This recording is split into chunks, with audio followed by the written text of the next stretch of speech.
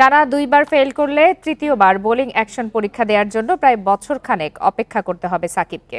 শুধু ব্যাটার হিসাবে সাকিবকে চ্যাম্পিয়ন্স ট্রফির জন্য বিবেচনা করা হবে কিনা সেটি নির্বাচকদের ওপর বলছেন বোর্ড পরিচালক নাজমুল আবেদিন ফাহিম। ৩ মোড়লের দ্বিস্তর টেস্ট ক্রিকেটের বিপক্ষে দাঁড়াবে বিসিবি জানিয়েছেন তিনি।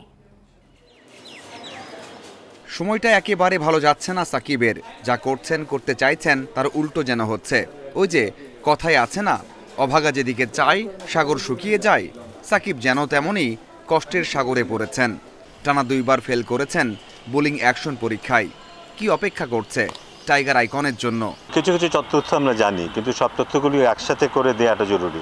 বিচ্ছিন্নভাবে না দিয়ে আমরা একসাথেই দেবো এবং আমি আশা করবো যে খুব দ্রুত একটা প্রেস রিলিজ যাবে ক্রিকেট বোর্ড থেকে, যেন এই ব্যাপারে কোনো সন্দেহ না থাকে যে ওর এক্স্যাক্ট অবস্থানটা এই মুহূর্তে কী। ইচ্ছা করলে এখন আর পরীক্ষা দিতে পারবে না।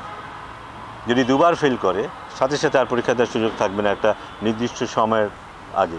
সাকিব বল করতে না পারলে শুধু ব্যাটার হিসেবে বিবেচনা করা হবে কি চ্যাম্পিয়ন্স ট্রফির জন্য? সেই সম্ভাবনা একেবারে কম।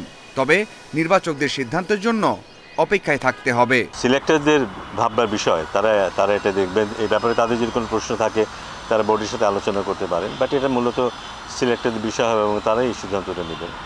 ভারত, অস্ট্রেলিয়া ও ইংল্যান্ড ক্রিকেটের ৩ মোড়ল চাইছে টেস্টকে ২ ভাগে ভাগ করতে, যেখানে বড় দলগুলো শুধু বড় দলের সাথেই খেলবে।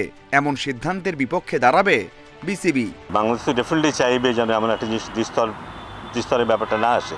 যদি সেই প্রচেষ্টা বাংলাদেশে থাকবেই। তারা নিশ্চয়ই যারা এর ভিকটিম হতে পারে তাদের সাথে বসবে, আলোচনা করবে এবং একটা স্ট্র্যাটেজি নিশ্চয়ই নেওয়ার চেষ্টা করব আমরা। নতুন বছরে দ্রুতই ক্রিকেটারদের কেন্দ্রীয় চুক্তির তালিকাও চূড়ান্ত করতে চায় BCB. Mazharul Islam, independent news.